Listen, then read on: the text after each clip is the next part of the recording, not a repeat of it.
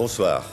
Bonsoir, Monsieur le Président de la République, et merci de recevoir l'équipe de l'Heure de Vérité ici, dans cette bibliothèque du rez-de-chaussée de l'Élysée. Alors, est-ce que je peux... D'abord, je vais vous souhaiter un bon anniversaire, parce que vous allez avoir 77 ans demain. Et est-ce que je peux vous demander des nouvelles de votre santé sans attendre le bulletin officiel de votre médecin qui va nous arriver le 15 décembre ou le 30 décembre? 77 ans, il faut dire que si nous sommes ici le 25 octobre au soir, c'est un pur hasard. C'est ce jour-là que vous m'avez invité. Enfin, ça vous donne l'occasion de me souhaiter un bon anniversaire. J'espère que ça vient du fond du cœur. Ma santé, bon, je trouve que c'est pas mal d'arriver à cet âge-là. C'est plutôt mieux que la moyenne. Et si je dois remercier quelqu'un, ce sera mes parents. Donc le petit malaise que vous avez eu en septembre en Corée n'est plus qu'un mauvais souvenir. C'est la deuxième fois que j'en ai un en 13 ans, presque. En général parce qu'il fait trop chaud et parce qu'on est nourri n'importe comment, en voyage. Bon, c'est pas dramatique. Oui, cela dit, vous avez émerveillé vos collaborateurs par la façon dont vous avez mené votre visite au Yémen, tambour battant, la semaine dernière, et vous avez un emploi du temps chargé sur les prochaines semaines avec le sommet de Bruxelles, un deuxième sommet de Bruxelles en décembre, 3 sommets avec les Allemands, avec les Espagnols, avec les Italiens. Ça fait un programme bien chargé. Et je résiste assez bien, je dois dire. Bien. Quelquefois, ça m'étonne moi-même. Pourquoi? Parce que j'éprouve beaucoup d'intérêt pour ce que je fais, et parce que je crois que je dois le faire. Bon, alors, le reste va presque tout seul. Monsieur le Président, vous avez lu comme moi les gros titres des journaux d'aujourd'hui. Les Français attendent beaucoup de votre intervention de ce soir, et cela dans les domaines les plus variés. L'enquête d'opinion réalisée par BVA et que les quotidiens régionaux ont publié ce matin montre qu'on vous considère un peu comme le père de la nation, celui dont le rôle est de s'exprimer publiquement quand ça va mal. Et pas seulement, comme on aurait pu le croire, sur les grands sujets du domaine réservé, la politique étrangère et... Il n'y a pas de domaine réservé. Du domaine partagé. Je le répète depuis 12 ans et vous ne voulez pas m'écouter. Du domaine partagé. Partagé ou pas partagé, il n'y a pas de domaine réservé. Bon. Et la Constitution n'en parle pas du tout. D'accord. Et on vous attend aussi sur la montée du chômage, la progression de la pauvreté et de l'exclusion, sur l'immigration, sur l'avenir des retraites et les menaces qui pèsent sur les acquis sociaux en général. En fait, les Français trouvent même que vous ne parlez pas beaucoup depuis quelques mois. Alors, tout ça, je n'ai jamais beaucoup parlé. Oui, mais depuis les législatives, vous n'avez pratiquement pas parlé, sauf une fois, le 14 juillet, dans cette même bibliothèque d'ailleurs, et dans le cadre des journaux télévisés. Parce que le 14 juillet, en général, on peut être dehors dans le parc, mais ce jour-là, il pleuvait. On s'est réfugiés ici. Ce soir, c'est différent. Nous sommes en automne, et un automne un peu froid. Non, je n'ai pas parlé depuis juillet, enfin, parlé longuement à des journalistes pour l'ensemble de l'opinion, parce que je pense que je ne dois pas abuser de ce mode d'expression. Alors, Monsieur le Président, pour des raisons de méthode, on va découper cette émission qui va durer donc 90 minutes en 3 parties. D'abord avec Jean-Marie Colombani, l'Europe, c'est-à-dire le grand projet de votre second septennat. Les Français se déclarent très intéressés, dans le sondage l'enquête d'opinion BVA, très intéressés par le prochain sommet des 12 auquel vous allez participer vendredi à Bruxelles, mais ils jugent désastreux le bilan actuel de la communauté européenne. Désastreux pour eux-mêmes personnellement et désastreux pour la France. Alors vous allez avoir ce soir un sacré travail d'explication à faire, d'explication et de proposition. Alors donc, première partie, donc l'Europe, le GATT, la Palestine, la Bosnie, la Russie, et vos relations avec M. Eltsine. Deuxième partie, avec Albert Duroy, le jugement que vous portez sur l'action du gouvernement de M. Balladur en matière économique et sociale, le conflit d'Air France, bien sûr, avec la nomination du nouveau président, mais aussi la lutte contre le chômage et les menaces qui pèsent sur les acquis sociaux. Enfin, dernière partie, les turbulences de la vie politique française avec Alain Duhamel, la cohabitation qui est une bonne chose pour 61% des Français interrogés par BVA, mais aussi les ratés de cette cohabitation. Et puis aussi l'avenir de la gauche, bien sûr, et de ses différents leaders, dont M. Tapie, que vous avez couvert de fleurs, ici même, le 14 juillet, dans cette même bibliothèque. Non, mais je ne comprends pas, couvert de fleurs. Ah, vous l'avez encensé et vous avez dit que c'était un homme formidable. J'ai dit que c'était un bon ministre, et il me semble, parce que je ne suis pas très compétent, que c'était un bon patron de l'Olympique de Marseille. Ça vous paraît inexact? Non, ça me paraît exact. Alors j'ai dit la vérité. L'Olympique de Marseille est un grand club. Pour le reste des affaires judiciaires, je n'y connais rien. Bien, on va commencer avec Jean-Marie Colombani, donc sur l'Europe et le monde. Jean-Marie Colombani pour 25 minutes à peu près. Bien, mais avant de commencer sur l'Europe, je voulais simplement peut-être vous poser une question sur l'Algérie. Qui connaît des turbulences extrêmement graves avec l'enlèvement de 3 de nos compatriotes, qui est l'événement le plus récent. Comment faisons-nous face à cette situation? C'est une des situations les plus dramatiques et les plus difficiles que nous ayons à connaître. D'abord parce que c'est l'Algérie, et quelle histoire entre l'Algérie et la France. Ensuite parce que c'est proche de nous. Enfin parce qu'on voit là des élites qui s'affirment, un peuple qui a envie de bouger, d'évoluer, d'entrer de plein fouet dans la vie moderne, et qui se heurte à des empêchements de toutes sortes qui l'obligeraient, en somme, à reculer alors qu'il voudrait avancer. Et tout cela se traduit par la mort. Et lorsqu'on s'en prend à des Français, je ne sais pourquoi, on en a tué 2 l'autre jour. On en enlève 3 maintenant. Je m'inquiète. Le gouvernement agit comme moi, demande des explications au gouvernement algérien et surtout lui demande de veiller autant qu'il lui est possible à assurer la sécurité des autres, mais aussi de tenter de retrouver ceux qui ont enlevé les Français, en tout cas de veiller toujours autant qu'il lui sera possible, à préserver leur vie. Qu'est-ce qu'on peut faire, Monsieur le Président? Qu'est-ce qu'on peut faire pour éviter que ça ne se reproduise? Parce que c'est ça la question que les gens se posent. Il y a des mesures radicales qui consistent à demander aux Français et à organiser au plus vite. Le gouvernement s'en préoccupe déjà, de ramener tous les Français qui le voudront en territoire français. C'est une méthode déterminante, mais qui pose des problèmes à l'infini. Va-t-on s'absenter de l'Algérie?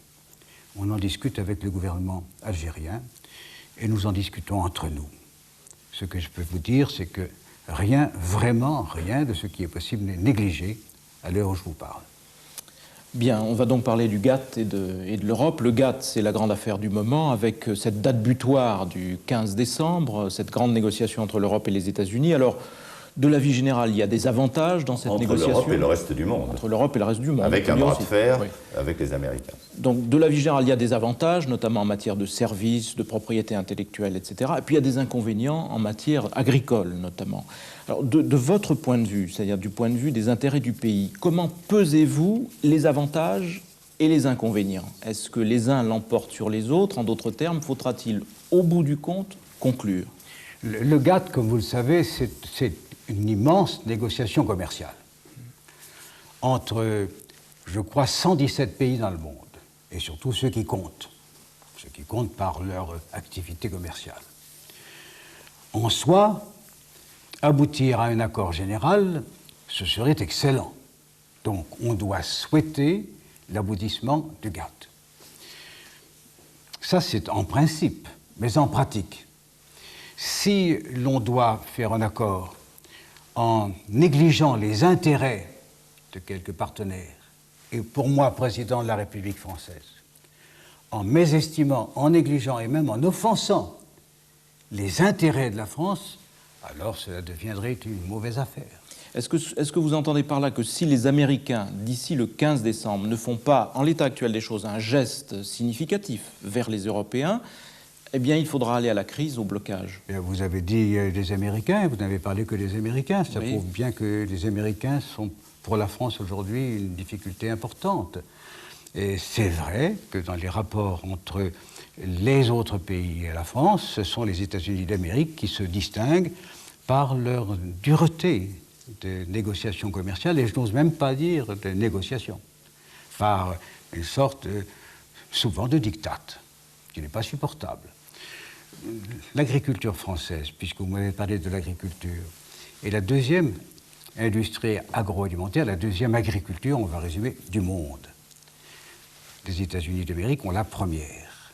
Et on voit bien l'intérêt qu'il pourrait y avoir du côté de la première puissance à altérer le développement et la force d'expansion de la deuxième puissance, c'est-à-dire la France. Dès le premier jour, en 1985, M. Reagan, lorsqu'il m'en a parlé, m'a dit « on va discuter de l'agriculture ». Et je lui ai dit « non, vous devez discuter de tout. Il n'est pas acceptable qu'il n'y ait de débat que sur une partie du commerce international ». En fait, les Américains s'en sont tenus là. Et constamment, on ramenait la discussion sur l'agriculture. Et je comprends très bien que les gouvernements français qui se sont succédés aient, d'une façon continue, dit « ce n'est pas possible ». Si encore la négociation agricole reposait sur des données, disons, d'équité, de justice, de sacrifice ou de compromis de part et d'autre, on pourrait l'admettre, mais ce n'est pas le cas. Mais justement, est-ce qu'il n'y a pas un défaut en France, peut-être non d'ailleurs, qui consiste à surévaluer les menaces qui pèsent à travers cet accord sur l'agriculture et à sous-évaluer, sous-estimer les gains que l'ensemble de l'économie pourrait tirer d'un accord général? Peut-être a-t-on cette tendance, moi je ne l'ai pas. Et si je souhaite l'accord final sur le GATT, c'est parce que je pense que, d'une part, pour l'agriculture, il est encore possible et temps de négocier, nous avons encore 2 mois, mais que sur l'ensemble des domaines commerciaux, il serait très important d'aboutir. Nous avons des intérêts considérables. La France est le 4e pays exportateur dans le monde. Quand on pense qu'avec nos 58 millions d'habitants, nous pourrions peser assez peu face aux grands ensembles. 120 millions, 180 millions, 250, 300 millions d'habitants. Nous sommes le 4e. Et de ce fait, nous avons intérêt à pouvoir négocier, échanger avec tous les pays du monde. Mais nous devons quand même préserver certains points forts, là où notre économie s'arc-boute et fait notre puissance. Et l'agriculture en fait partie. Monsieur le Président, vous dites qu'un bon aboutissement des négociations du GATT, c'est la prospérité pour la France. Parce que très peu de gens, dans le sondage que nous avons fait faire par BVA, très peu de gens pensent que le GATT peut nous apporter la richesse, contrairement aux arguments de beaucoup d'économistes. Nous apporter la richesse, une signature sur un accord mondial à propos du commerce, c'est un avantage pour la France parce que c'est un moyen de relance mondiale qui pourrait mettre fin, un des éléments qui mettront fin à la crise de récession dont nous souffrons. Mais je le répète, cette vue générale qui est juste ne doit pas tout de même nous conduire à abandonner des intérêts évidents, de la qualité de la vie, la réalité, la situation ou l'avenir de larges catégories socio-professionnelles françaises. Je pense aux agriculteurs, mais comme je pense aussi aux autres qui pourraient profiter davantage de la signature du GATT, je pense que nous ne devons pas dire plutôt qu'il ne faut, ou à n'importe quel prix, nous ne signerons pas. Il faut continuer la négociation. Alors là, on en a parlé, on parle de ce bras de fer entre l'Europe et les États-Unis. Le Japon dégage un excédent commercial de 100 milliards de dollars à peu près chaque année. Est-ce qu'il n'y a pas eu, au départ, une erreur de part et d'autre de l'Atlantique, de la part des Européens comme des Américains? Est-ce qu'il n'y avait pas un intérêt commun à défendre, européens et américains, face au Japon? Sans aucun doute, sans aucun doute. Ce n'est pas spécialement les Européens, ceux qui ont conduit depuis le point de départ la façon dont les négociations ont eu lieu, ce sont les Américains. et c'est un des grands reproches que je fais à ces organisations internationales, dans lesquelles la seule grande superpuissance au monde impose trop souvent sa loi. Et les Européens manquent souvent d'énergie ou de cohésion. C'est pourquoi c'est une des raisons pour lesquelles je me sens si profondément européen, si désireux de voir la construction européenne se parachever. C'est qu'il nous faut être plus forts, et nous serons plus forts à 350 millions d'Européens. C'est le cas actuel des 12 de la communauté, ou à peu près 340 millions. Nous sommes beaucoup plus forts, ou nous serons beaucoup plus forts, si nous n'avons qu'une voix pour nous adresser aux États-Unis d'Amérique. Alors justement, on va parler de l'Europe, mais auparavant, je voudrais vous demander un jugement rapide sur le comportement de la Commission européenne dans ces affaires, parce que dans toute cette négociation, elle est très critiquée en France. Certains disent qu'elle a outrepassé son mandat, etc. Et un certain nombre de gens considèrent qu'ils sont mal défendus par le commissaire européen britannique de nationalité, Léon Brittan. Est-ce que vous considérez que... Je pense que la Commission fait un travail très utile. Ce sont des gens qui passent à l'heure actuelle toute leur journée, parfois leur nuit, à défendre, de la manière qu'ils pensent, les intérêts de l'Europe. Ils sont très compétents. Ils travaillent beaucoup, mais ils ont une tendance bureaucratique. Ils ont tendance à se substituer au pouvoir politique des États. Et c'est pourquoi j'estime que dans les réformes de l'Europe, c'est déjà commencé avec Maastricht, il faut absolument que le Conseil européen, c'est-à-dire celui qui réunit les chefs d'État et de gouvernement, des 12, ait vraiment pleine autorité pour les choix politiques. Et dans l'affaire du GATT, dans l'affaire de Blair House, la Commission a peut-être trop agi sans se reporter assez souvent et assez fermement du côté des gouvernements. N'a pas eu leur avis. Et le gouvernement français n'a jamais donné son accord sur la mission dont se sont chargés les 2 commissaires européens qui ont donné leur signature sur ce grave dossier agricole. Est-ce que, Monsieur le Président, à la dernière réunion de Bruxelles en septembre, sur cette question-là, il n'y a pas eu déjà un début de renversement? Est-ce qu'on n'a pas signifié aux Américains que c'était les ministres qui prenaient la décision sur Blair House et pas les technocrates de la Commission? Non, il ne faut pas simplement dire technocrate, je l'ai dit moi-même. Mais je ne voudrais quand même pas réduire à ce point leur rôle. Je ne veux pas être injuste à l'égard d'hommes et de femmes très remarquables, qui connaissent à fond les problèmes qu'ils traitent. Mais voilà, ils sont tellement engagés dans les actions qu'ils mènent qu'ils finissent par oublier que le pouvoir politique doit avoir le dernier mot. Et le dernier mot, c'est le Conseil européen. Alors, vous avez prononcé le mot de Maastricht tout à l'heure. Le traité de Maastricht vient d'être définitivement ratifié cette fois. Et donc, on va pouvoir l'appliquer. Et c'est ce moment-là, précisément, François-Henri le disait tout à l'heure, où les Français se prononcent à une forte majorité de façon négative sur le bilan de la communauté, sur le bilan pour eux-mêmes et pour les agriculteurs. Alors, c'est un chiffre vertigineux, c'est 80%. Oui, mais ça, c'est un moment. Il faut dire qu'on a joué de malchance. Après tout, le référendum sur Maastricht a été passé, a été majoritaire pour les partisans de l'Europe il y a un peu plus d'1 an.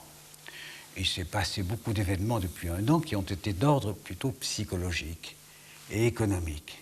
La récession économique dans l'ensemble du monde occidental, à partir des États-Unis d'Amérique, a fait qu'on s'est aperçu qu'on s'appauvrissait au lieu de s'enrichir. Ce n'était pas la faute de l'Europe. C'est dans un cadre beaucoup plus vaste et plus général. Mais naturellement, nous sommes là, nous nous occupons de ce qui est dans notre premier horizon, et la plupart de nos compatriotes ont dit l'Europe, on en attendait des merveilles, et voilà ce que ça donne. Mais non, ce n'est pas ce que ça donne. L'Europe n'est pas en cause. D'autre part, il y a eu les guerres, la guerre de Yougoslavie, tous les désordres qui se produisent en Russie ou de l'ancienne Union soviétique. Et on a dit l'impuissance de l'Europe qui n'a pas mis bon ordre à ces massacres, à tout ce sang qui coule, cet hiver qui s'annonce si désastreux, on va en parler tout à à l'heure. Sarajevo. Alors, l'Europe n'est pas ce qu'on attendait d'elle.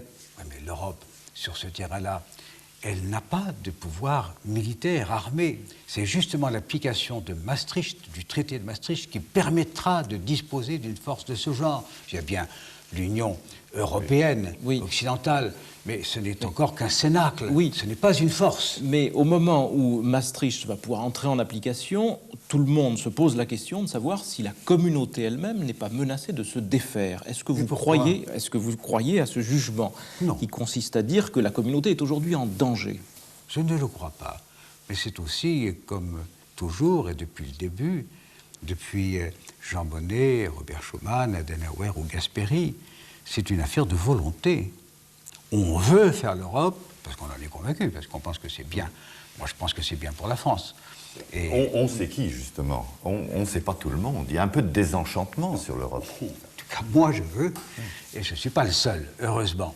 Donc, je pense qu'après une campagne d'explication, et après avoir redressé un certain nombre d'erreurs de parcours, je pense que l'Europe de Maastricht, qui va entrer dans la réalité à partir du 1er novembre prochain, devrait faire la démonstration qu'elle est utile à notre pays.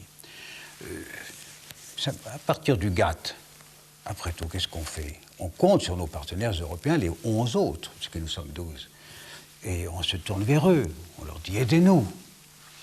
Si nous étions tout seuls, en face des puissances dont nous avons parlé, les puissances économiques et politiques, nous n'y arriverions pas. On a de la peine à 12, parce qu'on n'est pas très cohérent encore. C'est pas encore fait. La patte n'est pas liée.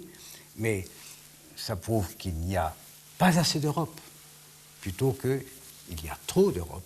Mais parmi les dangers qui menacent l'Europe aujourd'hui et qui alimentent un petit peu le pessimisme ambiant, il y a un certain nombre de bons esprits et de personnalités importantes. Je pense à Valéry Giscard d'Estaing, Raymond Barre, Jacques Delors, qui disent « Attention, c'est la conception anglaise de l'Europe qui est en train de regagner du terrain par opposition à une conception franco-allemande. » Est-ce que vous mesurez ce danger? Mais naturellement, ils ont raison de le dire. C'est l'orientation prise depuis quelques mois. Mais moi, je dis, cela n'est pas évident au point que l'on ne puisse redresser cette situation. Le Conseil européen du 29 de ce mois doit nous servir précisément à la redresser. Et je crois que c'est possible. C'est dans nos mains et dans nos esprits. Si on le veut, on le peut. Et les relations entre la France et l'Allemagne, j'en ai encore été témoin récemment, sont assez fortes et assez vivantes pour servir, disons, d'axe au redressement que j'attends. Oui, mais là encore, il y a un doute sur la relation franco-allemande. Est-ce que vous considérez aujourd'hui qu'elle est encore un moteur? Est-ce qu'elle est encore capable, cette relation franco-allemande, de porter les choses en avant et de braver les opinions publiques, d'ailleurs? Parce que des deux côtés, les opinions publiques sont réticentes. À elle de le démontrer. Comment? En agissant, en proposant. Voyons, nous allons nous réunir le 29. Qu'est-ce qu'on va faire? D'abord, on va constater que le traité de Maastricht va s'appliquer quelques jours après. On commence. Jusqu'ici, on condamne Maastricht alors qu'il n'a pas de réalité. C'était une signature, un texte long, souvent confus, dans un langage technocratique et diplomatique, on ne s'y reconnaît pas. Très bien, mais c'est un bon texte. Bon. Il n'a pas de réalité, puisqu'il n'était pas ratifié. Donc à partir du 1er novembre, on va voir, l'expérience va se faire dans la réalité vivante. L'Europe doit se construire à partir de là. Ensuite, le 1er janvier prochain, 1er janvier 1994, il va falloir passer à une nouvelle phase de l'union économique. On va mettre en place un institut monétaire qui est, en somme, la préparation de la future Banque européenne. Il ne faut pas que les difficultés actuelles retardent d'un jour la mise en place de la deuxième phase, on va dire du deuxième étage de la construction européenne. Ensuite, il y aura à discuter de l'élargissement, c'est-à-dire qu'un an plus tard, le 1er janvier 1995, il faudrait que les pays demandeurs, qui sont au nombre de 4, je ne sais pas combien resteront en fin de compte, 1, 2, 3, 4, Finlande, Norvège, Suède et Autriche, élargissent la base de l'Europe. Les 12 seront 14, 15 ou 16. On va venir sur l'élargissement tout à l'heure, parce que je crois que ça pose des problèmes en cascade, mais auparavant, vous disiez il faut sans tarder mettre en place l'Institut monétaire. Enfin, il faut européen. régler les questions en suspens. Il y a un tas de questions en l'air, il faut les régler. Oui, mais cet été, il y a eu une crise monétaire forte. Oui. Et les monnaies, au lieu de se rapprocher, se sont éloignées. Donc les choses sont plus difficiles, au point même qu'à un moment, le chancelier allemand avait envisagé de retarder le calendrier de l'Union monétaire. Est-ce que vous pensez que ce calendrier doit être tenu? Absolument. D'ailleurs, le chancelier a prononcé une phrase qui a paru équivoque, et constamment depuis, il a précisé sa pensée. Il ne souhaite pas retarder les échéances, et moi non plus. Ensuite, cette construction européenne autour de Maastricht, elle devrait nous servir, dans cette crise que nous subissons, à assurer la relance, la croissance. J'entendais hier Michel Rocard évoquer l'hypothèse dans une autre émission d'un grand emprunt, disait-il, de 50 milliards pour développer les infrastructures, des grands travaux, des grands projets, moyens de communication, etc., qui permettraient de mettre au travail des centaines de milliers de gens dans tous nos pays qui souffrent du chômage. Je pense qu'il a tout à fait raison, et je pense même, parce que je me suis informé auprès de la Commission ce matin, que l'on peut doubler la mise. C'est-à-dire que si on décidait de mettre 100 milliards d'écus à la disposition des différents pays pour réaliser vraiment l'infrastructure européenne, on ferait la démonstration que l'Europe est un facteur de croissance, de travail et d'emploi. Tout ça, c'est possible et il faut le faire. Et donc on le saura le 29, puisque là, je veux dire, les Européens seront... Est-ce qu'on concrètement peut attendre des choses concrètes de ce sommet? Nous avons 2 conseils en vue. Le 29 octobre, c'est un conseil extraordinaire. Il n'était pas prévu. C'est Helmut Kohl et moi qui l'avons demandé. Précisément pour... en pensant qu'il y avait ce moment d'inquiétude, d'incertitude, de doute, et qu'il fallait vaincre le scepticisme. Et puis, au début décembre, il y aura le Conseil européen traditionnel, qui devra mettre un point final aux interrogations d'aujourd'hui.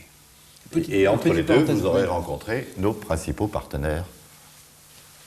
Entre les 2 sommets, vous aurez rencontré nos principaux partenaires, vous, Monsieur le Président de la République. Oui, naturellement. Avec différents sommets. Naturellement. Moi, c'est un petit peu ce que je dois faire. Je les rencontre, je vais les voir, ils viennent ici, c'est un échange permanent. Le problème de l'Europe aujourd'hui, c'est qu'on est toujours dans les avions, plus rarement dans les trains, et je me demande comment font les ministres des Affaires étrangères. Petite parenthèse avant de terminer sur l'Europe. Dans ses mémoires, Madame Thatcher, qui a été Premier ministre de Grande-Bretagne pendant une longue période, vous fait le reproche d'avoir, à un moment décisif, celui de l'unification de l'Allemagne, d'avoir fait le choix de l'alliance franco-allemande, alors qu'elle aurait voulu vous voir, en quelque sorte, constituer un axe Paris-Londres pour faire face à la Grande Allemagne.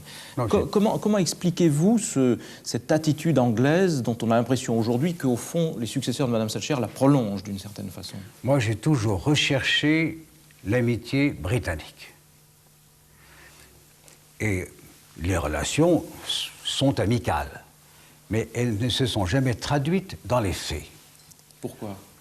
Je pense qu'il y a des raisons proprement britanniques qui veulent que ce pays suive, je ne dirais pas du tout aveuglement, mais plus souvent peut-être que cela ne mériterait la politique américaine. Il est plus attiré, ce pays, par l'océan et l'espace extérieur que vers le continent européen. Enfin, il y a peut-être aussi, en dépit de l'entente cordiale, qui va bientôt avoir un siècle, une sorte de prudence instinctive des Anglais à l'égard des Français, des Français à l'égard des Anglais. Bref, nous avons bâti, depuis la fin de la dernière guerre mondiale, une amitié très forte autour de projets très concrets avec l'Allemagne. Je suis tout à fait disposé, et j'ai dit que je le désirais, établir avec la Grande-Bretagne une amitié active et constructive, mais je ne veux pas que ce soit au prix d'une brisure dans l'amitié franco-allemande, et je ne veux pas que ce soit au prix de la construction européenne des 12. À partir du moment où tel est mon sentiment, si Mme Thatcher ou les autres ont voulu ou veulent m'entraîner dans une amitié exclusive qui serait destructrice de ce à quoi je travaille depuis si longtemps, c'est-à-dire l'Europe communautaire, à ce moment-là, bien entendu, je choisis la ligne qui est la mienne, que je viens de dire, l'amitié allemande et la construction de l'Europe. Mme Thatcher, au fond, elle a raison de se plaindre. Bien.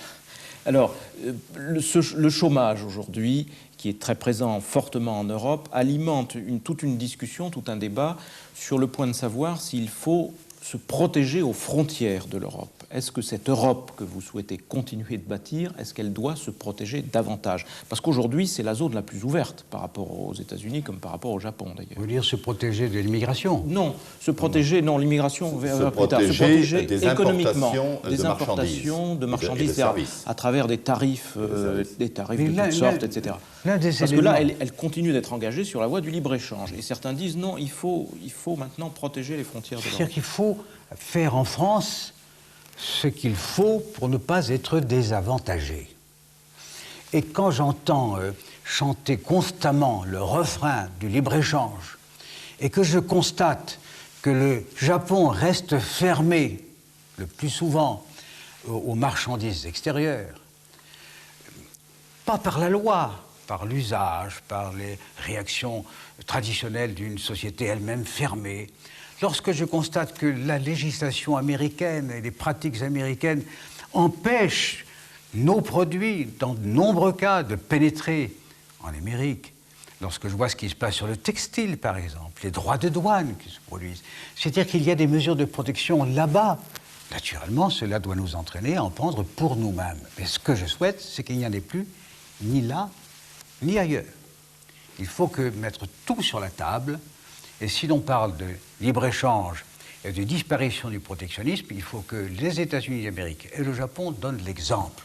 Et on s'apercevra qu'aujourd'hui, la France est plus ouverte aux marchés extérieurs que ces deux grandes puissances. Et s'ils ne donnent pas l'exemple, est-ce qu'il faut se protéger, sinon aux frontières françaises, du moins aux nouvelles frontières européennes? L'Europe a été construite sur cette base. Il y a une préférence entre les pays communautaires lors du traité de Rome, qui date d'il y a déjà maintenant longtemps. 1957. Oui, c'est une des bases de notre accord. Mais je suis tout prêt à renoncer à cette protection si nous parvenons à vaincre l'espèce de refus de ceux qui n'ont à la bouche que les mots de libre-échange, libéralisme, et qui le sont si peu. Bien, on va peut-être terminer avec un certain nombre de questions sans quitter vraiment le théâtre européen, parce qu'on y a fait allusion tout à l'heure, se prépare un second hiver de guerre à Sarajevo. Alors, dans cette situation où le Haut Commissariat pour les réfugiés avertit que nous sommes au seuil d'une nouvelle catastrophe humanitaire, ce sont les termes qu'ils emploient, que faire? Est-ce que l'Europe est décidée à faire quelque chose? Peut-elle faire quelque chose? Peut-elle encore faire quelque chose de plus que ce qu'elle fait déjà? C'est ce que je voulais vous dire lorsque nous avons parlé des travaux du Conseil européen d'octobre. Il faut absolument répondre à quelques urgences de politique extérieure. Et la première d'entre elles, c'est ce que vous venez de dire. La guerre, le sang et la famine à Sarajevo et dans d'autres villes de l'ancienne Yougoslavie. Je me suis toujours opposé à tout ce qui pouvait signifier l'engagement militaire de la France pour d'autres causes que des causes humanitaires. Je ne veux pas que la France soit engagée dans un conflit qui serait insupportable pour nous. Mais peut-on aussi laisser ces gens dont on voit le visage sur les images qui nous sont présentées, le visage de malheur et de désespoir, peut-on les laisser tels qu'ils sont? Moi, j'estime qu'il faut faire une démonstration humanitaire de grande importance. Par exemple, en ouvrant la route qui va de Split en Croatie jusqu'à Sarajevo et négocier dur avec les pays qu'il faudra traverser et avec les voisins qui pourraient militairement intervenir pour que le ravitaillement soit assuré. Ce qui veut dire que l'aide humanitaire devrait être assortie d'une protection militaire de ceux qui s'en chargeraient.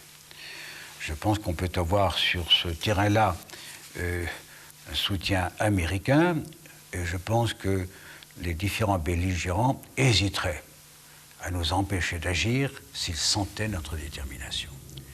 Je pense qu'il faut en même temps adopter des crédits importants pour que ces villes et ces gens ne meurent pas, mais dès le mois de novembre, c'est-à-dire le mois prochain, il faut commencer de forcer la route humanitaire qui mène à Sarajevo.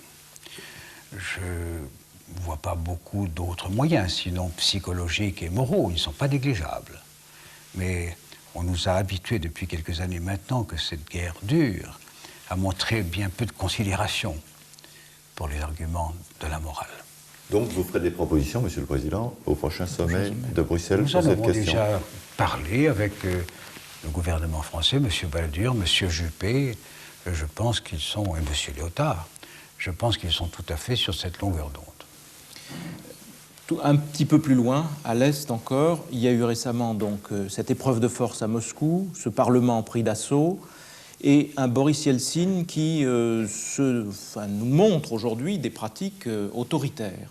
Alors est-ce que nous avons raison de continuer de le soutenir, comme nous le soutenons, puisque nous sommes censés soutenir un démocrate et qui n'a plus l'air tellement démocrate? Ou est-ce que c'est une façon trop rapide de voir les choses? Si vous pensez qu'il est plutôt moins démocrate que les autres, alors on a eu tort de le soutenir. Les analyses du moment laissent penser que malgré tout, son passé, en tout cas récent, de ces dernières années, plaide pour lui. Et qu'il y a plus de chances pour la démocratie et pour la réforme en aidant l'actuel président de Russie qu'en agissant en faveur de ses adversaires. Mais c'est à lui de faire la démonstration.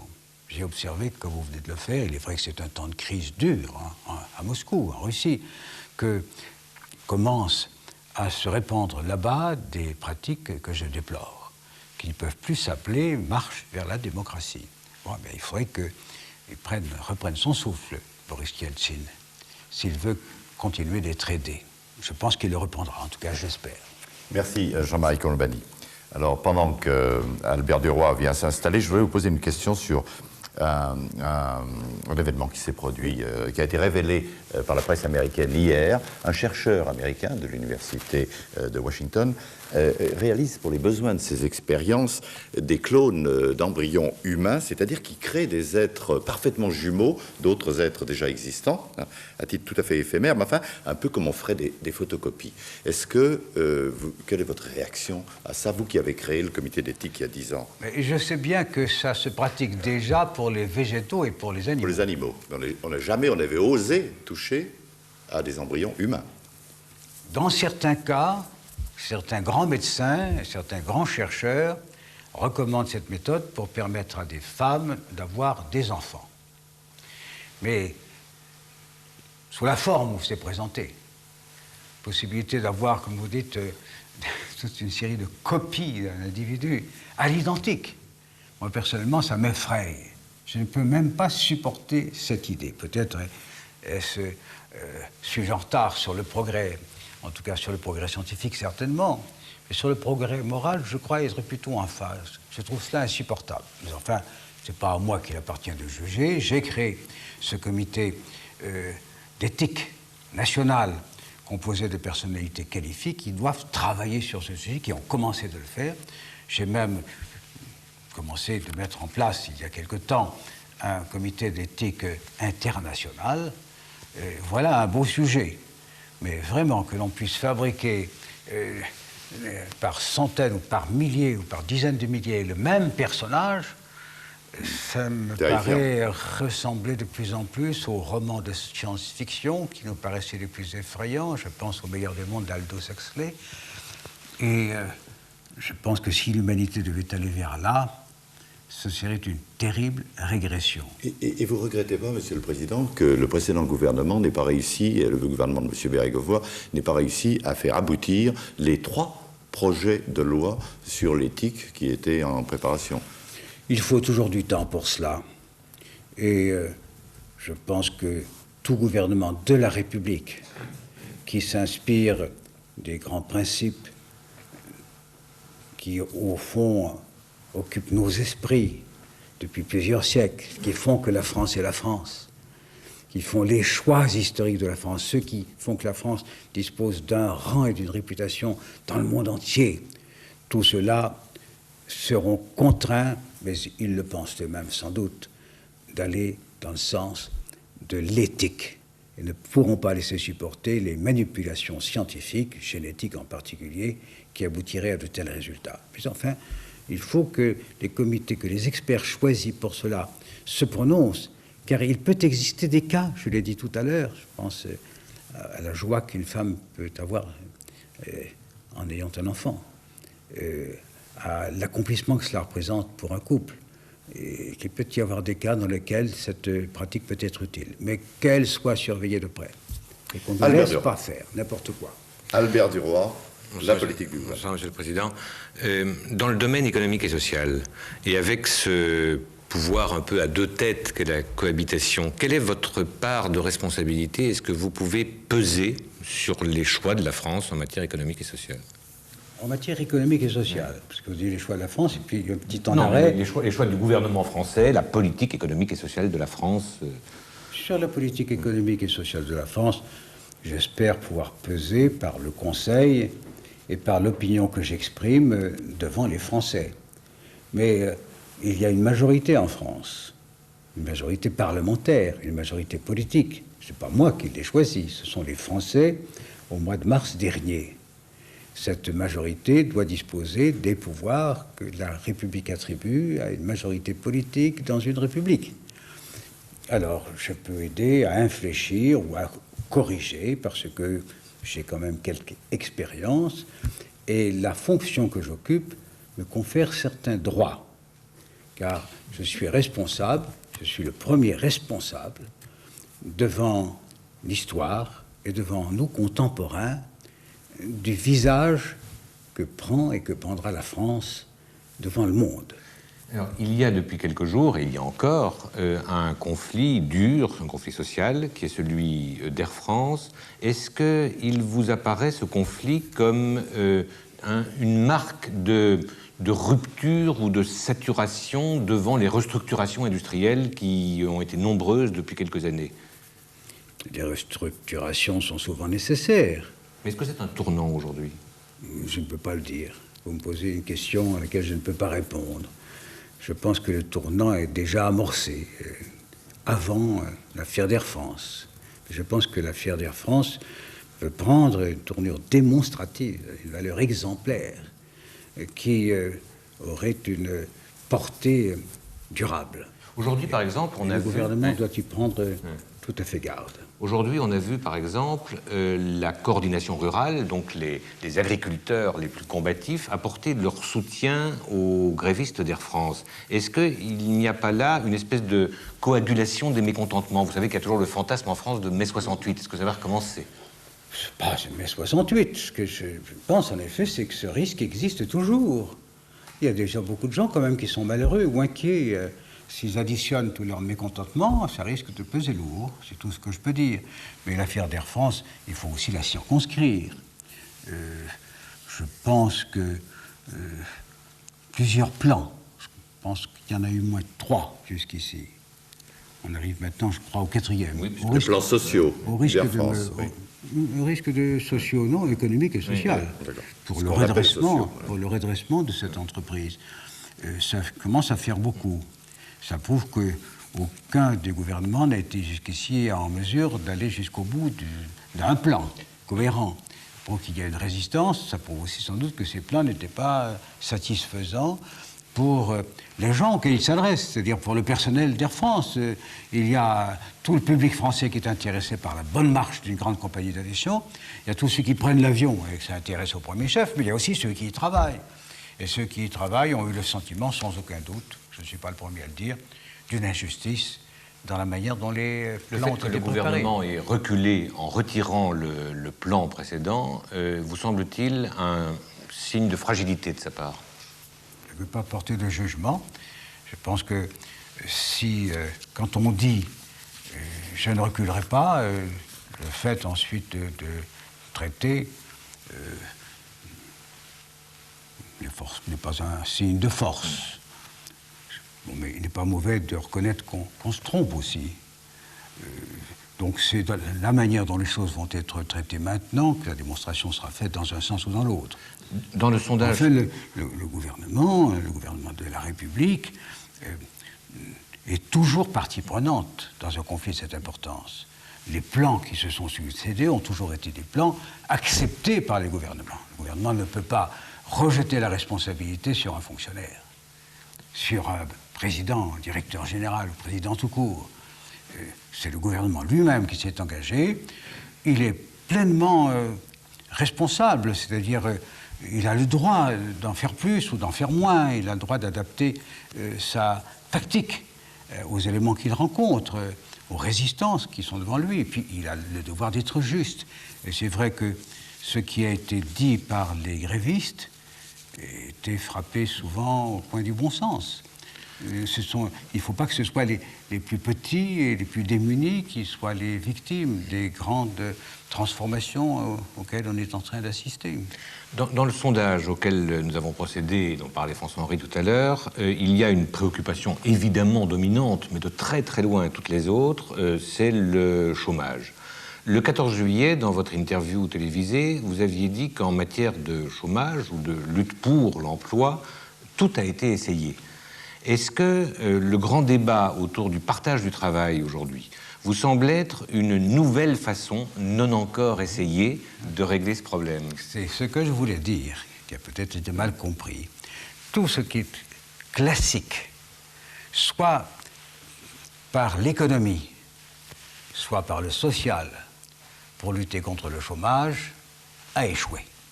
Pas simplement en France, mais aussi dans l'ensemble des pays industriels d'Occident, a échoué. Il faut donc en tirer la conclusion qu'il faut changer de méthode. Et je considère que le grand débat qui n'annule pas les autres, le débat sur la formation, pousser la formation des travailleurs de toutes sortes, à tous les échelons, c'est nécessaire, bien entendu. Tenir compte, lorsqu'on développe la technologie, des conséquences que comportera telle ou telle application pratique d'une nouvelle invention, des conséquences humaines, il faut en tenir compte. Mais il n'empêche que le débat sur le partage du travail et sur la réduction du temps de travail est une donnée nouvelle et j'approuve, je suis heureux que cette discussion ait lieu.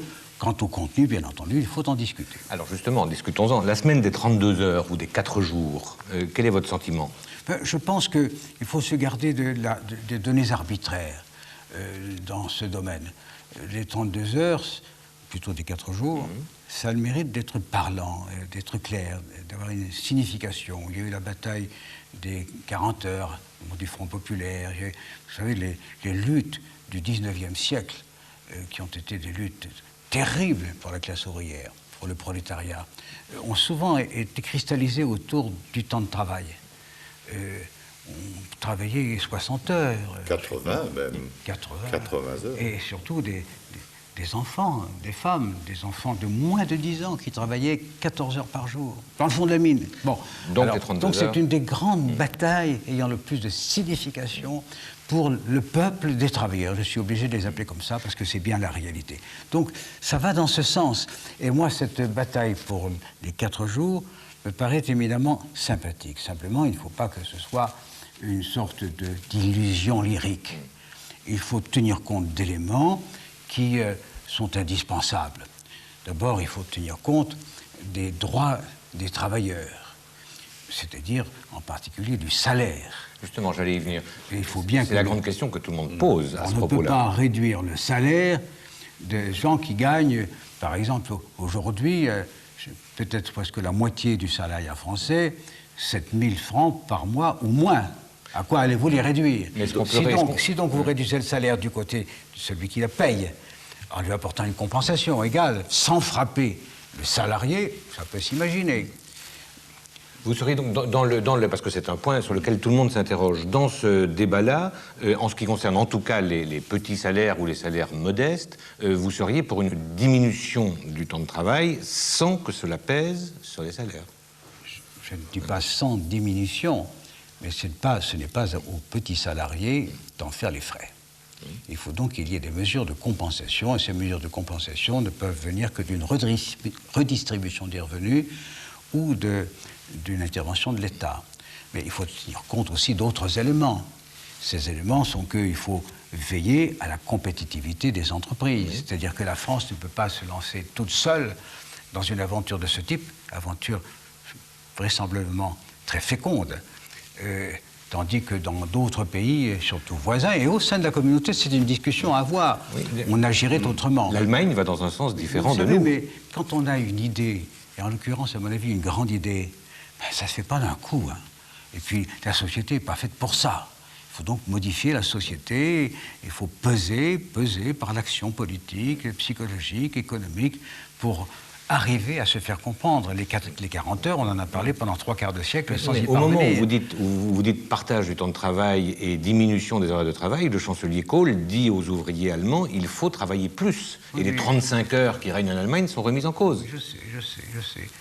En vérité, l'Allemagne connaît à l'heure actuelle une épreuve assez lourde, non seulement avec l'unification et la situation très difficile que connaissent les Länder, c'est-à-dire l'ancienne Allemagne de l'Est, et puis l'inflation a repris.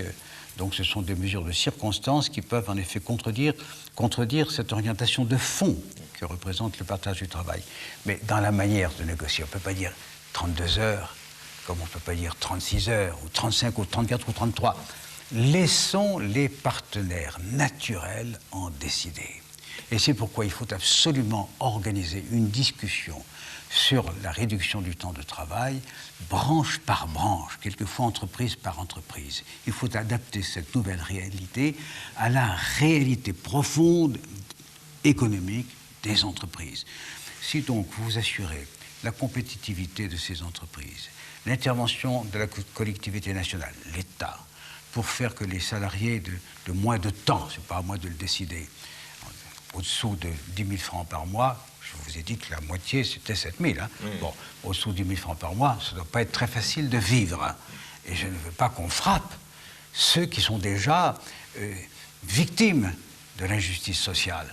Mais c'est pourquoi j'ai parlé de compensation. Mais qui peut le mieux compenser que les intéressés eux-mêmes, c'est-à-dire leurs organisations syndicales en discussion avec les syndicats patronaux. Alors justement, donc branche par branche, organisons la discussion. Parmi ces partenaires naturels dont vous parlez, il y a le patronat. Est-ce que d'une façon générale, le patronat français vous semble, sur ce plan-là, sur le terrain social, sur le terrain de l'emploi, suffisamment audacieux? Oh, c'est pas sa caractéristique principale. Vous êtes dans vos fonctions garant de la cohésion sociale. Vous en avez souvent parlé. Est-ce qu'il vous semble aujourd'hui que la cohésion sociale de la France, avec le chômage, avec la grande pauvreté, est menacée? La cohésion sociale le sera si on ne cherche pas à défendre l'intérêt de ces millions de gens qui sont considérés comme des petites gens, les salariés modestes, mais aussi ceux qui ne sont pas salariés et qui sont à la limite de l'exclusion. À ce moment-là, cette cohésion sera menacée. Et il faut veiller à ce qu'un certain nombre de grandes lois sociales soient respectées dans la pratique. Le gouvernement respecte? Je ne fais pas de jugement sur... et je ne vous donnerai pas l'occasion, je ne pense pas que vous la cherchiez tellement, mais l'occasion d'engager entre le gouvernement et moi une polémique. Je vous ai dit, le gouvernement, c'est le produit d'une majorité. Cette majorité n'est pas la mienne, mais c'est celle des Français. Et moi, mon rôle, c'est de respecter la volonté des Français. Ça ne veut pas dire que j'approuve. Ça veut dire que je considère que j'ai un devoir. Et ce devoir s'impose à moi. Et quand je parle avec M. Balladur, qui est le Premier ministre, un homme très estimable, avec lequel on peut toujours discuter, je ne cache pas ma pensée. Par exemple, je trouve que si l'on s'en prend, puisqu'il ne faut, au problème de la sécurité sociale, si l'on réduit les remboursements aux pauvres gens, qui de plus en plus ne sont plus indemnes par leur bourse, leur modeste contribution, des soins qu'ils doivent supporter dans des hôpitaux parfois de longue durée, mais on ajoute à leurs difficultés, parfois à leur misère, une angoisse tragique. Seront-ils soignés jusqu'au bout? De la même façon, moi je suis un partisan fervent de la retraite à 60 ans.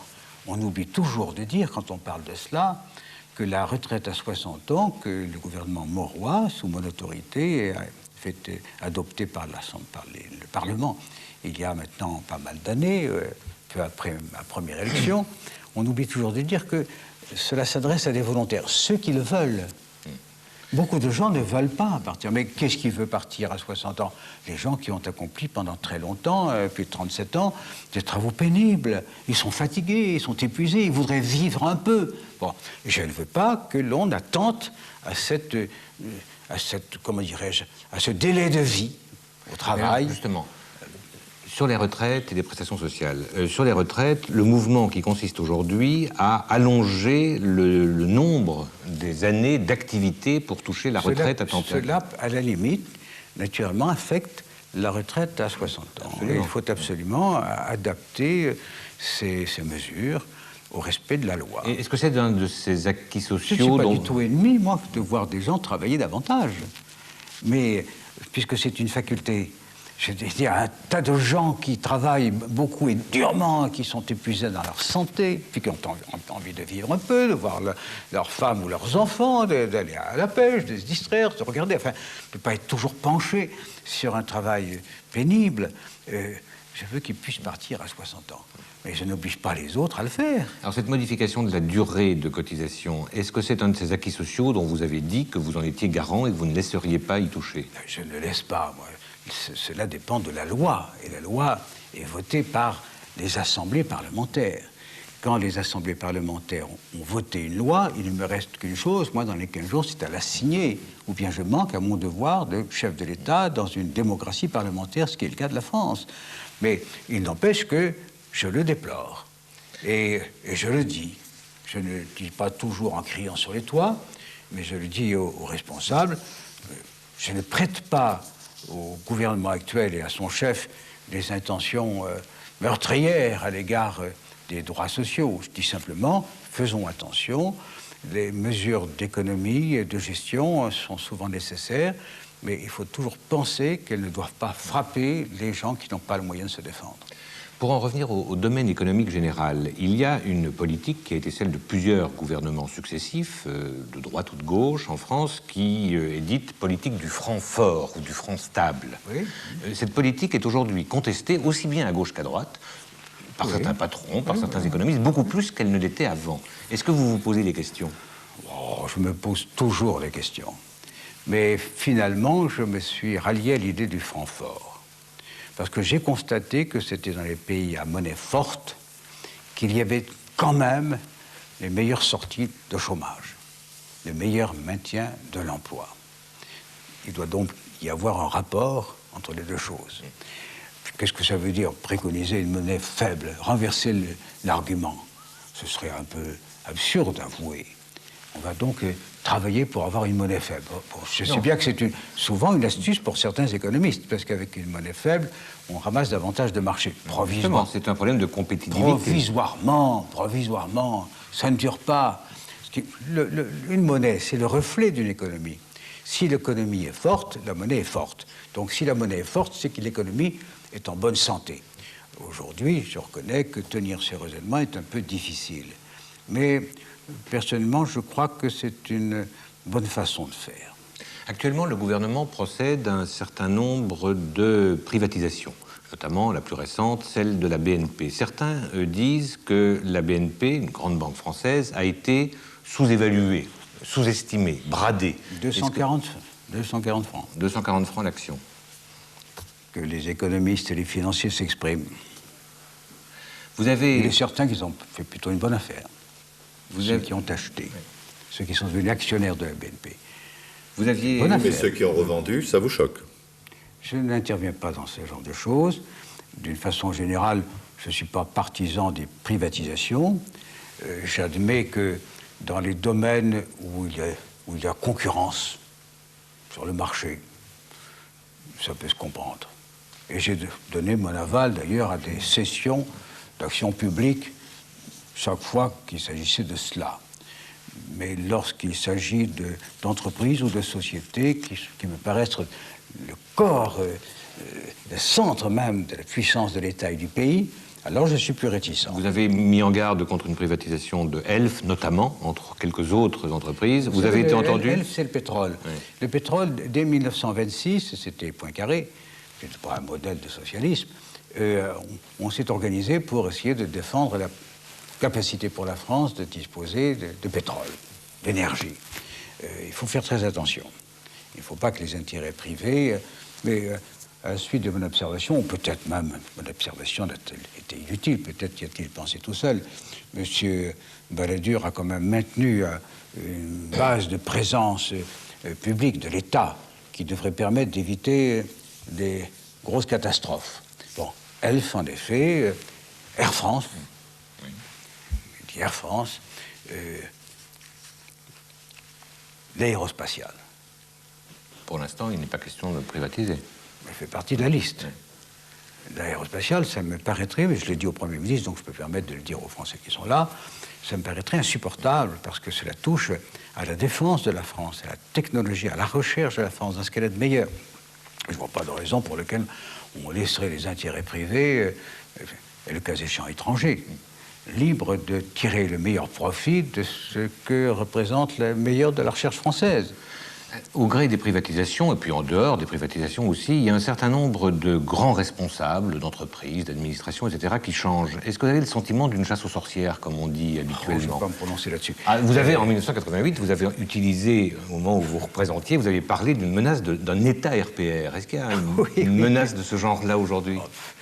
Ceux qui gouvernent ont toujours cette tendance, les uns et les autres. Alors, ceux qui ne gouvernent pas dénoncent. Et lorsque les élections arrivent, ils disent « Nous, on ne fera pas comme ça ». S'ils font comme ça, alors c'est pitoyable. Et ça se remarque ou ça se remarquera, croyez-le. Merci Albert Duroy. Monsieur le Président, on va terminer cette émission avec Alain Duhamel sur la politique intérieure et la cohabitation notamment. Bonsoir Monsieur le Président. Bonsoir. Si on se fonde sur le sondage de BVA dont parlait tout à l'heure François-Henri de Virieu, il y a une nette majorité de Français qui considèrent que la cohabitation fonctionne bien. Est-ce que vous faites partie de cette majorité de Français? Oui. Étant donné la situation très difficile que le Premier ministre et moi avons à gérer, je pense que nous le faisons dans l'intérêt du pays. Et que nous devons passer par-dessus certaines de nos convictions pour parvenir à préserver cet équilibre institutionnel qui assure tout de même, pour une large part, la sécurité des Français. Il ne serait pas bon pour la France de vivre dans un désordre institutionnel permanent. Mais je ne suis pas pour ça un théoricien de la cohabitation, mais je la vis. Et la vivant, je préfère qu'elle se passe bien pour l'intérêt général. Alors le même sondage, puis ensuite je prendrai d'autres références, le même sondage considère là encore très largement, encore plus largement, que ça se passe mieux cette fois-ci la cohabitation que ça n'avait été le cas entre 86 et 88. Alors là aussi, est-ce que vous êtes d'accord avec la majorité des Français ou pas? Plutôt, mais je dois dire qu'avec la description que vous avez faite, enfin vous tous, vous collectif, les journalistes, de la cohabitation de 86, naturellement, je comprends très bien que les Français n'aient pas envie d'y revenir. Et vous-même, alors? Je pense que ça a été exagéré. Oui. Vous regrettez Jacques Chirac? Non, je vais simplement... Non, je ne veux pas plaisanter sur ce sujet, vous avez le droit de le faire, naturellement. Je ne veux pas plaisanter sur ce sujet. Je pense qu'on a un peu caricaturé cette première cohabitation. Je vois encore M. Chirac, au fond, ça s'est gâté, surtout à la fin, parce que le Premier ministre... candidats tous les deux. Le Premier ministre et le Président de la République sortant étant tous les deux candidats dans l'élection présidentielle, ce n'est pas une situation rêvée. Au point de départ, il y a eu une grande difficulté qui était celle des ordonnances, mais moi, je n'étais pas obligé par la Constitution de les signer, je ne les ai pas signées. Je ne veux pas être complaisant. Je fais ce que la loi suprême m'ordonne, mais je n'en fais pas plus. C'est quand même bien normal. Bon, mes rapports avec M. Chirac sont souvent déformés. Vous savez, j'ai toujours reconnu ses qualités, et il en a. Simplement... Par exemple? On n'avait pas. Il est travailleur, il est compétent, et c'est un homme qui aime le service public. Bon, mais je ne suis pas venu là pour décider... vous êtes assez bien placé pour le juger, puisque vous pouvez en plus comparer. Oui. Bon, alors, par exemple, quelle différence vous voyez entre le fonctionnement...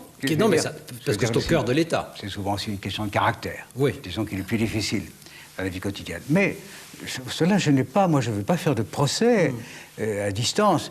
Je pensais que cette cohabitation de 86 n'était pas heureuse, et on y a mis un terme à l'élection présidentielle de 88. Bon, celle de 93, elle est quand même riche de la première expérience. Et le Premier ministre que j'ai choisi a beaucoup de fermeté de conviction. il est fidèle à sa majorité, mais il a un tempérament qui lui permet d'aborder chaque problème avec moi dans des termes qui ne sont pas a priori antagonistes. Bon, alors voilà, ça durera ce que ça durera. Est-ce que vous diriez que Édouard Balladur est ce qu'on appelle, c'est flatteur comme appréciation, donc c'est une question que je vous pose. Est-ce que vous considérez qu'Édouard Balladur est ce qu'on appelle un homme d'État? Je ne suis pas un distributeur de prix, mais je pense en effet qu'il l'est. Je pense qu'il l'est.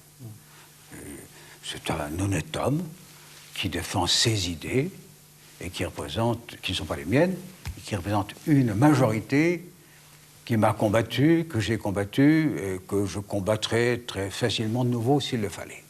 Donc, il faut s'arranger avec ça. J'ai l'impression que les Français le comprennent bien et préfèrent de beaucoup que l'on fasse l'effort sur soi-même de dominer ses propres choix et ses propres passions. Parce que l'intérêt général, ça doit être notre obligation. Pourquoi sommes-nous là? Sinon pour servir la France. Alors justement, il y a une question qu'on se pose souvent, enfin qui est importante, c'est avec la cohabitation, c'est-à-dire à la fois un président de la République qui a beaucoup de pouvoir, un Premier ministre qui en a beaucoup aussi, est-ce que quand il y a une grande négociation internationale, comme celle du GATT ou comme le Parlement européen dont vous parliez tout à l'heure avec Jean-Marie Colombani, est-ce qu'au fond, le fait qu'il y ait deux personnes directement concernées, ça renforce plutôt la France parce que nos partenaires voient qu'à eux deux, ils représentent peut-être les 2/3 ou les 3/4 des Français, ou est-ce qu'au contraire, ça complique plutôt les choses? Si on est d'accord, ça la renforce. Parce que le partenaire a l'impression d'avoir affaire à toute la France. Bon, ou presque. Si on n'est pas d'accord, ça arrive, hein. À ce moment-là, on cherche une voie moyenne. Si on était en désaccord total au point de l'afficher à la face du monde, ce serait déplorable. Et je pense qu'il vaudrait mieux mettre un terme à ce type d'expérience. Et la première fois, en 1986, à l'époque, le gouvernement disposait d'une petite majorité parlementaire. Cette fois-ci, il dispose d'une majorité parlementaire massive, spectaculaire. Est-ce que pour vous, concrètement, ça implique une limitation de vos pouvoirs, cette fois-ci par rapport à la fois d'avant, ou est-ce que... Non. Pour moi, ça compte pas. Que la majorité soit massive ou qu'elle soit mesquine, c'est une majorité. Pardonnez-moi de vous dire, c'est pas un propos comme ça à la Tartarin. Enfin, ça ne m'impressionne pas tellement. Et lorsque, sur un sujet majeur, j'ai le sentiment d'avoir à défendre une thèse qui ne plaît pas à cette majorité, je le fais. Vous avez pu constater dans plusieurs domaines. C'est rare, mais c'est toujours sur des sujets importants. Alors justement, je voulais y venir. En ce qui concerne l'asile politique, qui est une question dont on a beaucoup parlé depuis un certain temps, alors je ne voudrais pas du tout qu'on entre dans la technique juridique qui, en l'occurrence, est vraiment très embrouillée. D'ailleurs, les juristes eux-mêmes se sont passablement embrouillés. Oui, c'est pourtant très simple. Mais moi, je voudrais vous poser 2 ou 3 questions, je crois simples, qu'on peut se poser à ce sujet. D'abord, est-ce que... Le mérite, ordinairement, je vous écoute souvent, d'être clair. Je vais essayer d'être aussi clair que vous. Est-ce que vous avez l'impression que le changement, la précision, la mise en scène constitutionnelle différente qui existera maintenant change en réalité quoi que ce soit sur le fond au contrôle de l'immigration ou pas? Mais non, mais absolument pas. Non, parce que beaucoup de gens se posent la question. Oui, mais c'est pour ça que je vous la pose. Alors je réponds assez clair, je dis non. La révision constitutionnelle ne touche en rien la situation des demandeurs d'asile qui s'adressent à la France. Ça, ce sont nos lois ordinaires qui s'appliquent. Il n'y a rien d'abord à la France. Qui s'adresse à la France. Qui s'adresse en premier à la France. En premier, voilà, à la France. Bon, alors, ceux-là, c'est le cas le plus général. Ceux-là, il y a des lois. On les approuve, on les approuve pas, mais en fait, c'est autre chose. C'est du domaine parlementaire, et c'est pas tout à fait mon domaine. En fait, je suis obligé d'y souscrire lorsque un texte qui m'est désagréable est adopté par le Parlement. C'est le cas sur ce sujet. On ne veut pas. Ne dévions pas. On parle de la révision constitutionnelle. Mais il y a un fait nouveau. Ce fait nouveau, c'est que des conventions ont été signées à Schengen, à Dublin. Schengen, c'est une petite ville de Hollande. À Dublin, bon, ça c'est l'Irlande, c'est dans le cadre de la construction européenne, mais pas tous les pays. Nous sommes 12 dans la construction européenne, là il y a 9 signataires. Et ces 9 pays ont décidé qu'une demande d'asile faite à l'un d'entre eux est refusé par ce pays-ci, on demande à l'Allemagne. L'Allemagne dit non, eh bien, ce non s'impose, je vais voir de quelle manière, il ne s'impose pas toujours, s'impose aux 8 autres pays, donc à la France. Donc s'il s'imposait vraiment systématiquement, pour le coup, ça serait forcément un recul. Eh bien, ça, c'était dans la Convention de Schengen. C'est-à-dire qu'au fond, la révision constitutionnelle se borne à constitutionnaliser 2 dispositions qui figuraient déjà dans une convention internationale, dans des conventions internationales négociées et signées par la France, par les différents gouvernements qui se sont succédés. Donc, il n'y a rien de changé sur le fond. Alors, il y a justement une question que... Le droit d'asile, je vous interromps parce que je vais être clair là-dessus. Le droit d'asile, il n'est reconnu dans notre Constitution que par un biais très compliqué. Le 4e alinéa du préambule de la Constitution de 1946 garantit le droit d'asile pour les étrangers qui ont combattu pour la liberté, qui courent un risque s'ils restent dans le pays, s'ils sont persécutés. Bon, 4e alinéa du préambule de la Constitution de 1946. Alors maintenant. Bon. Et dans la Constitution même de 1958, on ne parle pas de droit d'asile. Donc, à partir de maintenant, il y aura un article de la Constitution actuelle qui dira, premièrement, les pays avec lesquels nous avons un engagement, ceux de Schengen, les 8 autres, plus la France, le Benelux, etc., l'Espagne, oui, mais enfin, il s'agit d'être clair, la Hollande, enfin, ça fait partie du Benelux, tous ces pays-là s'engagent lorsqu'ils refusent une demande d'asile, s'engagent pour les autres. C'est une innovation quand même du droit. Et le Conseil d'État a estimé qu'il fallait que ça passe par la Constitution. Moi, ce n'était pas mon avis. J'estime qu'on aurait pu régler ça par une loi ordinaire et qu'on aurait pu faire l'économie d'une révision constitutionnelle, parce qu'on commence un peu peut-être à abuser avec les Français et avec les parlementaires qu'on envoie à Versailles un peu trop régulièrement.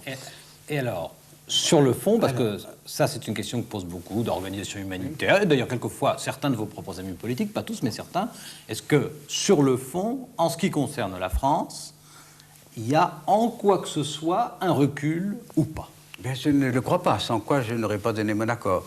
Je dis qu'il n'y a rien de changé pour les étrangers qui s'adressent directement à la France. Il y a quelque chose de changé pour ceux qui s'adressent à un pays, à un des 8 autres pays signataires de la Convention de Schengen. Puisque la France est en droit de refuser ce qui a été refusé par les 8 autres. Mais le 2e alinéa de cet article constitutionnel que j'ai demandé au gouvernement et qui a été accepté consiste à dire que malgré tout, et quelle que soit la décision des autres pays, la France garde le droit souverain de décider pour elle d'accepter telle ou telle demande d'asile politique pour qui a besoin d'être protégé. Est-ce que ça vous paraît clair? C'est très clair, très clair. Bon, alors ça veut dire que je prends maintenant... Et le droit d'asile est entré de ce fait dans la Constitution. Alors, il y a un autre sujet très important aussi. Là aussi, je crois qu'il ne faut pas le prendre de façon trop technique parce qu'il est complexe, mais en même temps, il est important lui-même, et qui est la question des essais nucléaires. Oui. Alors, c'est d'une grande actualité parce que le rapport des experts a été déposé aujourd'hui sur le bureau du gouvernement sur la question de la politique de défense de la France. Mais je voudrais simplement qu'on aille à l'essentiel, surtout que je voudrais garder un petit peu de temps ensuite pour qu'on parle de la gauche et du socialisme. Alors, la question que je me posais, c'est celle-ci. La Chine a recommencé ses essais et tout le monde s'est un petit peu défini à ce moment-là. Est-ce qu'une puissance nucléaire moyenne, comme l'est la France, peut s'abstenir pendant assez longtemps de procéder à des essais nucléaires sans nuire à sa propre capacité de dissuasion? Oui, sous certaines conditions que je vais dire. C'est le 6 avril 1992, l'année dernière, que j'ai demandé à Pierre Bérégovoy, avant qu'il se présente devant le Parlement, d'annoncer que la France allait cesser ses essais nucléaires. Mais j'ai assorti cette décision d'une lettre que j'ai adressée à M. Bush, qui était encore président des États-Unis, à M. Major, chef du gouvernement britannique, et à M. Yeltsin, chef de l'État russe, dans lesquels je leur ai demandé un moratoire, c'est-à-dire de décider, comme la France, la cessation de leurs essais. Comme la doctrine française ne consiste pas à avoir autant d'armes que les Américains ou les Russes, ce serait impossible, mais d'en avoir assez pour que nul n'ose nous attaquer. Ce qui veut dire qu'on pratique la dissuasion. On empêche les autres de nous faire la guerre en raison des formidables désastres que nous pourrions provoquer chez eux. Je consulte l'état-major, les spécialistes de notre armée. Est-ce que nous sommes en état de suffisance? Est-ce que nous avons le moyen de réaliser ce programme? C'est-à-dire, est-ce que notre situation, qu'on appelle du faible au fort, enfin, de celui qui a le moins d'armes, mais qui en a assez... Est-ce qu'on reste à niveau? Est-ce qu'on reste à niveau? Bon. Depuis que je suis président de la République, il m'a toujours été dit, nous sommes à niveau. Nous sommes en mesure de réaliser la dissuasion. On n'osera pas nous attaquer. Bon, alors, à partir d'un certain moment, dès lors que les Américains, les Russes et les Anglais acceptent d'arrêter en même temps que nous, tout reste à niveau, ici et là, chez nous comme ailleurs. C'est pourquoi je pense que l'on ne pourrait reprendre les essais nucléaires que si l'un de ces pays-là recommençait. À ce moment-là, votre premier raisonnement serait tout à fait fondé. La France ne se le serait pas distancée, puisqu'il arriverait un moment où elle ne serait plus en mesure d'assurer sa protection, bref, d'empêcher la guerre. Car la dissuasion, c'est empêcher la guerre.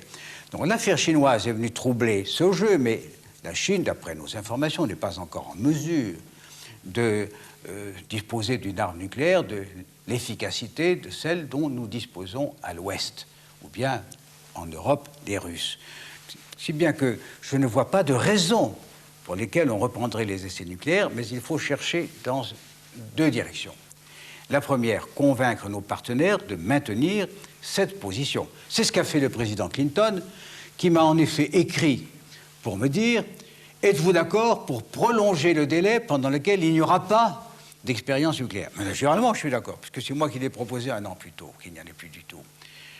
Donc nous sommes d'accord, il n'y aura pas d'expérience américaine, donc pas d'expérience russe et pas d'expérience anglaise. Pourquoi en ferions-nous?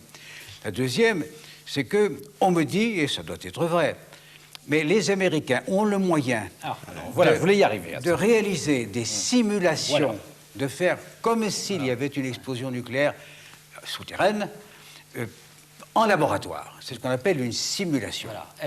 Et on me dit, aujourd'hui, car on ne me l'a pas dit avant, oui, mais les Américains ont pris de l'avance et seraient en mesure, grâce à leur expérience en laboratoire, de continuer de faire des progrès, tandis que nous, qui n'aurions plus d'expérience souterraine et qui n'aurions pas encore d'expérience de laboratoire, nous serions pris de vitesse. Et s'il devait y avoir un conflit, on ne serait pas en mesure d'assurer la protection de la France. Attention, attention, peut-être est-ce exact. Si on me le dit, j'ai tendance à le croire. Mais dans ce cas-là, qu'est-ce qui nous empêche, nous aussi, de travailler à la simulation?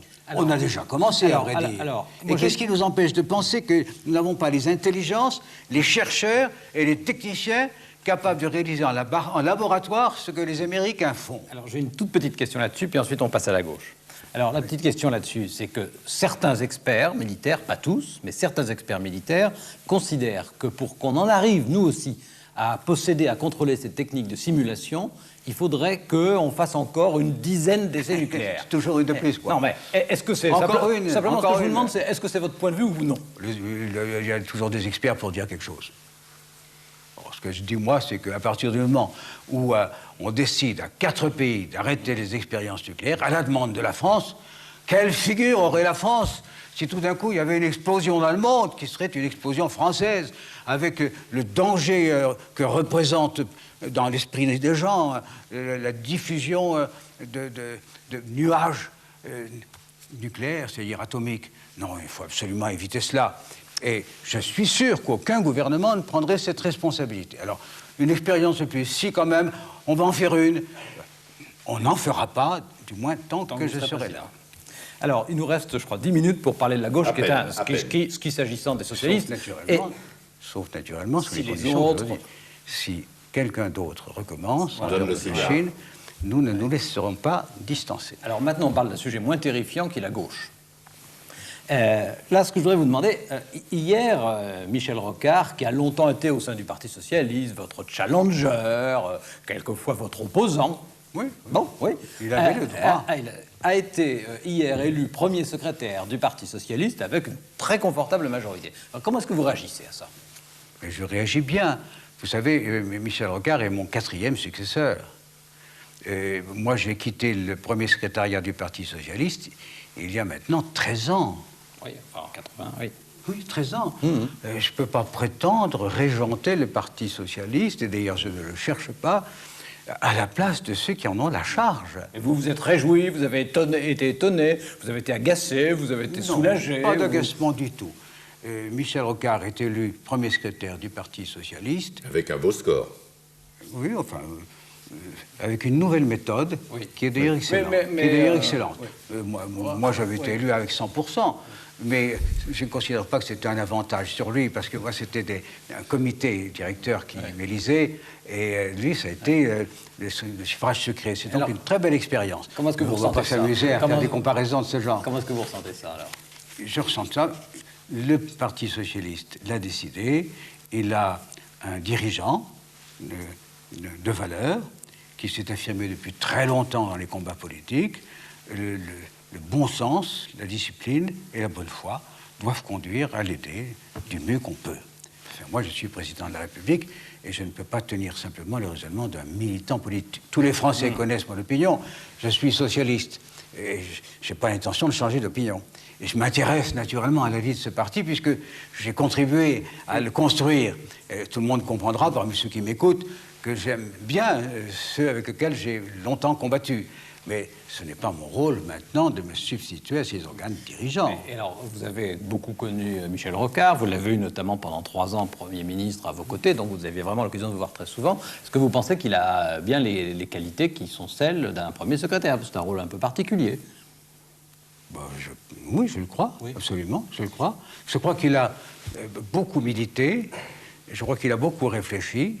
Et le problème, vous savez, je lis la presse et je suis toujours étonné, pas partout d'ailleurs, de cette espèce d'antagonisme que l'on a développé. On dit même, certains disent en tout cas même, carrément d'inimitié, voire d'hostilité. Je n'ai pas d'hostilité à l'égard de Michel Rocard, je n'ai pas d'hostilité, j'ai de l'hostilité à l'égard de très peu de gens. Je ne suis pas fait comme ça. Simplement, je m'intéresse à la vie politique et aux choix fondamentaux. Et tant que j'ai pu penser que Michel Rocard, je l'ai pensé à certaines circonstances, ferait une politique qui me paraissait pas simplement différente, mais peut-être antinomique avec celle que j'ai menée moi-même au nom du socialisme français. Je ne souhaitais pas... Et maintenant, vous êtes rassuré? Je suis rassuré.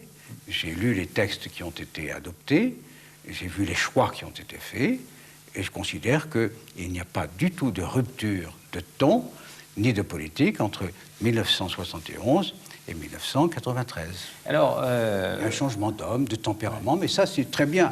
Il faut changer, vous savez. Hein. Depuis que vous occupez ces fonctions, vous avez eu l'occasion de rencontrer souvent beaucoup de chefs d'État et de gouvernement. C'est des gens que vous voyez sans arrêt. Donc vous avez sûrement votre idée et votre conception sur les qualités et les défauts de ce que doit être un homme d'État.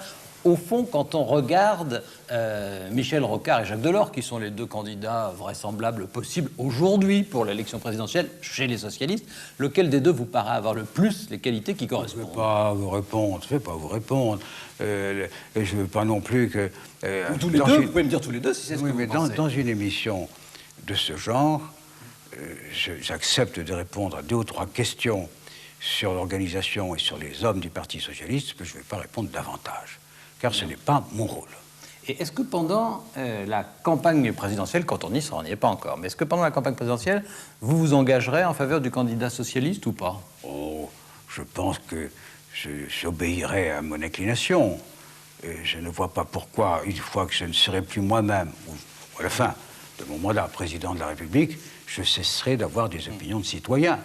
Et mes opinions de citoyen me porteront naturellement à être solidaire de ceux avec lesquels j'ai combattu pendant tant d'années de ma vie. Entre le moment où vous êtes devenu premier secrétaire du Parti socialiste en 1971 et le moment où vous avez été élu président de la République, 1981, il y a eu 10 ans. Est-ce que vous pensez qu'en 18 mois, parce qu'il reste 18 mois jusqu'à l'élection présidentielle, est-ce que vous pensez qu'en 18 mois, le Parti socialiste, là c'est plus une question d'homme, peut remonter la pente pour avoir une chance? Il la remontera sûrement.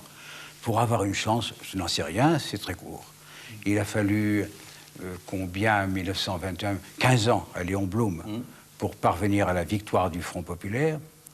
Et après avoir réussi à dominer la scission du mouvement socialiste à Tours, il m'a fallu 10 ans, il faut du temps, mais après tout, d'autres peuvent faire des miracles, là où Blum et moi ne les avons pas fait. Est-ce que, au fond, est-ce que vous pensez, dans la situation actuelle, est-ce que vous pensez que les conceptions, l'idée que vous vous faisiez du socialisme quand vous êtes arrivé ici, sont toujours aussi valables? Au fond, est-ce que vous vous sentez maintenant aussi socialiste que vous l'étiez en arrivant? Absolument, oui. Oui, de la même façon. Absolument, parce que les méthodes, les pratiques sont approximatives. On réussit, on échoue, on n'a pas toujours le bon instrument, on n'a pas toujours la bonne vision. Mais le grand choix de société, dans un pays comme la France, lorsqu'on a la chance que j'ai eue de représenter ce pays et les Français de leur ensemble, on a le devoir de respecter toutes les opinions. Mais lorsqu'on est un militant politique, selon son choix, à ce moment-là, on cherche quelques grandes idées. On adhère avec sa raison, mais avec son cœur. Et la grande idée, c'est qu'il existe des inégalités, des injustices, que toute une part du pays, la moitié, peut-être plus de la moitié des Français vivent plus difficilement que d'autres, sont victimes de lois ou de pratiques insupportables. Bref, il y a une sorte d'évidence qui s'impose. Ben, je vais combattre pour ce que je crois être la justice. Bon, je combattrai plus ou moins bien, hein, avec plus ou moins de réussite, ça c'est aux historiens de trancher. Mais mon choix, moi j'hésite pas à le faire. Je ne me sentirai pas du tout dans la peau d'un conservateur. Je n'aurais pas envie de laisser les choses en l'état. Est-ce que je peux poser Toute petite question. Elle sera courte. Vous avez encore 18 mois de présidence. S'il y a un sujet sur lequel, pendant ces 18 mois, vous pouvez encore espérer vraiment faire avancer les choses d'une façon qui vous tienne spécialement à cœur, qu'est-ce que ce serait? Oh, ce serait la construction de l'Europe. Ce serait préserver la paix.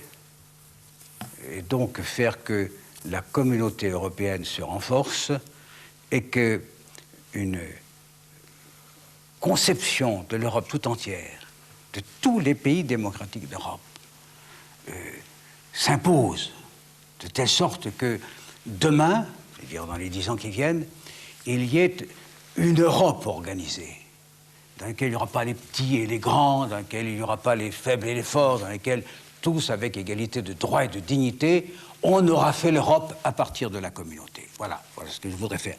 Et ça sauvera la paix. Et la paix à l'intérieur de chaque pays. Puis je voudrais bien, parce que la politique intérieure m'intéresse, c'est-à-dire le sort des Français, je voudrais bien que des actions décisives fussent menées pour que, sortis de la crise, dont nous ne sommes pas responsables, les Français vivent mieux. Bon, voilà ce que je veux dire. Mais vous savez, moi, je ne veux pas me comporter en partisan. D'ailleurs, je suis de moins en moins, d'une certaine manière. Ça, c'est l'effet, peut-être, des anniversaires qui s'accumulent et de l'expérience qui est venue, une certaine forme de sagesse que je finis par acquérir. Moi, tous les Français, oui, même ceux qui me combattent quelquefois injustement, moi, je les aime. Et les adversaires politiques, à l'origine, qui gouvernent au nom de la majorité voulue par les Français, je les respecte.